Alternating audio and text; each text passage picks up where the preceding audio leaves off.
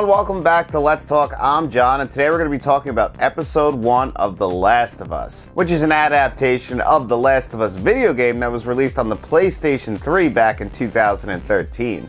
But before we dive into that, if you are a fan of 4K Blu-ray reviews, movie reviews, some tech and game reviews along the way, nothing helps out the channel more than by you liking this video and subscribing to the channel. So we usually don't do TV reviews here on the channel, but The Last of Us is such an important game for Matt and I. It's one of our favorite games of all time. I know for me, it's in my top 3 video games ever made. I've already beaten this game 3 times. It has one of the best stories ever put in a video game. And the game itself was created by Naughty Dog, who a lot of people from the 90s might remember were the same company that made Crash Bandicoot, and then eventually they made the Uncharted franchise, which itself actually finally got a movie adaptation last year with Tom Holland, which was actually pretty good. We have a review for the 4K and the film here on the channel. But we're here today to talk about The Last of Us TV show that just debuted on HBO. And just like the video game, it follows Joel and Ellie, this time played by Pedro Pascal and Bella Ramsey. And both actors I am a big fan of. Pedro Pascal from The Mandalorian, he is killing it on that show. But I also really loved him in Wonder Woman 1984 and that movie he did last year, Unbearable Talent with Nick Cage. So every time I ever see Pedro Pascal, I really love his work. And when they announced him as the lead of Joel, I couldn't see it. I saw it in the face as far as the character model goes. I think that's almost a 1-for-1. I mean, I heard people complaining about his beard being too thin compared to the real Joel, but I was like, all right, we're in good hands, I think, here, because Pedro Pascal's a fantastic actor. My biggest concern was the voice, but, we can't expect to have the exact same voice coming from the video game to the show. We just want to make sure that the actor is doing their best job possible. And I think getting Pedro Pascal, who is a phenomenal actor, was definitely a great choice. And then getting Bella Ramsey, who I loved on Game of Thrones. But in their hour of greatest need, you refused the call. In her very small role. I thought she stole every single scene that she was in. I guess I'm not the only one, because I remember at the time a lot of people loved her work on Game of Thrones. But when they cast her, yeah, the look wasn't a 1-for-1, but I know that this girl has some acting chops, and boy, was I right. We don't really get too much of her in this first episode, but from what we did see of her in this first episode, I thought she did a great job. It almost felt just like the opening of the game as far as when we're introduced to her. I thought the lines were almost 1-for-1. She got that voice down perfectly. She definitely feels like Ellie, how she does in the first game. So I thought that was great casting. Now I'm going to need to see more of her because, like I said, we only get a little bit of her in this first episode. This is mostly Joel's story, just like in the opening of the video game. Now, if you are a fan of the video game, I thought they paid homage to it perfectly while still not doing a 1-for-1 recreation of the video game. Now, I'm going to talk spoilers a little bit here because I feel like it's really hard to talk about this episode of the show, or really any episode of the show going forward, without talking spoilers. If you don't want to know anything about The Last of Us, the video game, or the show, I'd say probably click away now. But if you're here for the digital code giveaway, that's going to be at the very end of this video. And just like the opening of the video game, this show starts off with us back 20 years earlier, so we're in 2003, because we eventually jump forward to 2023, but we're with Joel and his daughter back in 2003. We find out he has a brother, and this show is played by Gabriel Luna. We meet Joel, his brother Tommy, we meet Joel's daughter, and it happens to be Joel's birthday. He shows up back home late one night. She gets him a gift. She gets him a DVD. And actually, it's really funny because the DVD that she gets him, Curtis and the Viper 2, was actually brought up in The Last of Us Part 2. But actually, it's funny because in the video game, they actually end up playing Crash Bandicoot. They don't actually end up watching a DVD. So it's pretty cool that they kind of switched that out. It would have been weird to watch him playing Crash Bandicoot in 2003 when the PS2 was out. It'd be like, come on, Joel. You need to upgrade by now. The PS2's been out for 3 years. But then a post-apocalyptic event starts to happen. They can't figure out what is going on. So Joel, his daughter, and his brother, they get in their truck and they head on out, and they're trying to get out of town as fast as they can. And then, just like in the video game, unfortunately, Joel's daughter is tragically killed. Now, this moment in the video game broke me all 3 times that I played it. Now, on the show, I gotta be 100% honest, I didn't really feel it, which is strange because I guess I wasn't as connected in the show as I was to the video game, or it could just be that my mind is just still trying to compare the video game to the show, which I'm gonna have to work on pulling myself out of, because there is a lot of set pieces that are just so familiar to the game. It's really hard, and they did a great job really doing a 1-for-1. I mean, like, the truck is different.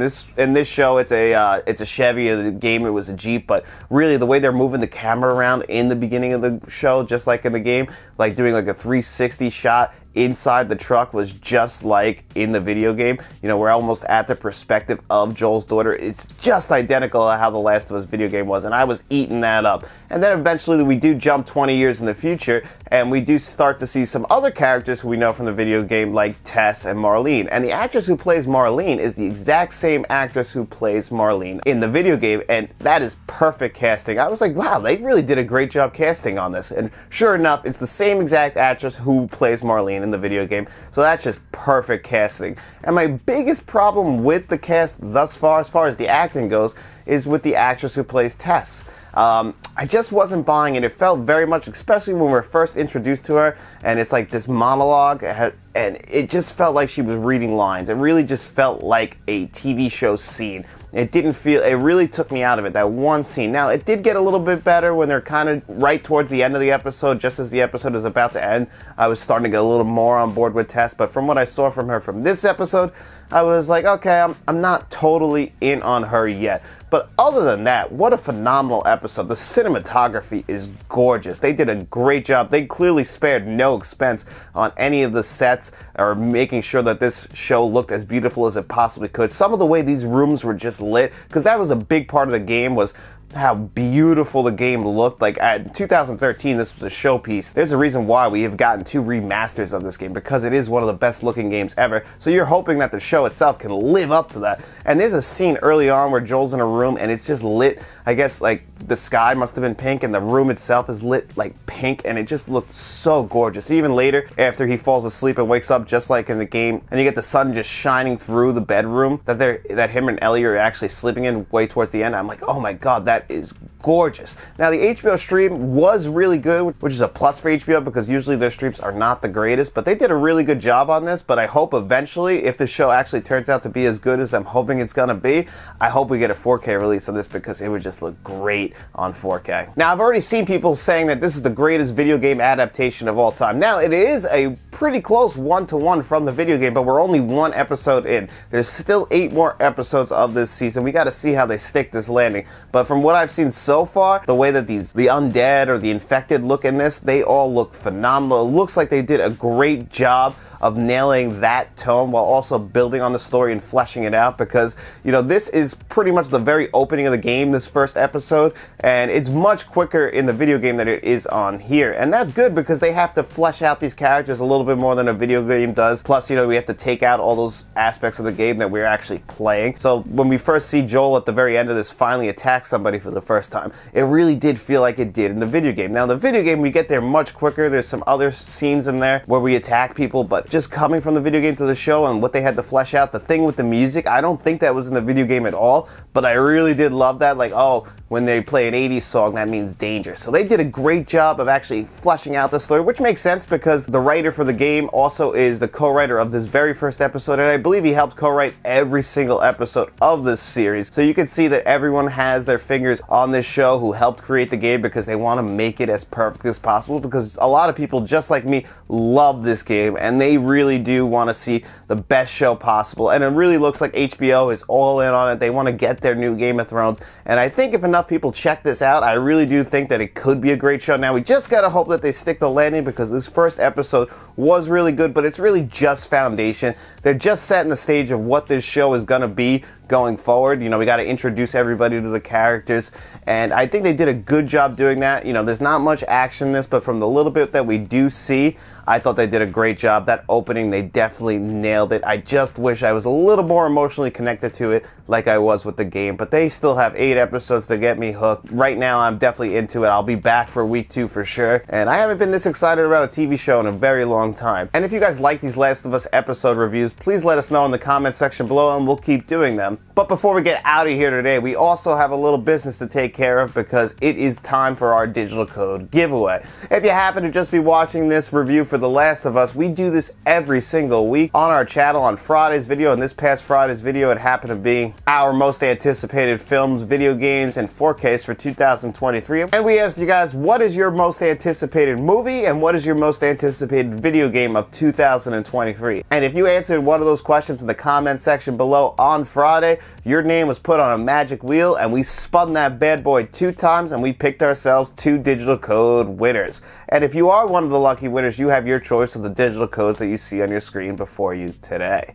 So let's dive in and see who this week's 2 lucky winners are. Wheel spin coming up.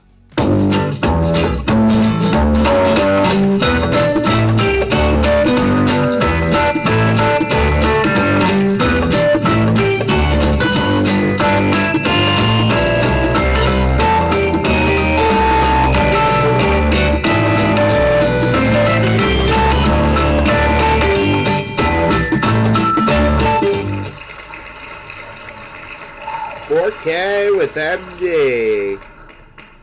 Okay, we're going to remove your name, 4K, and we're going to spin this again.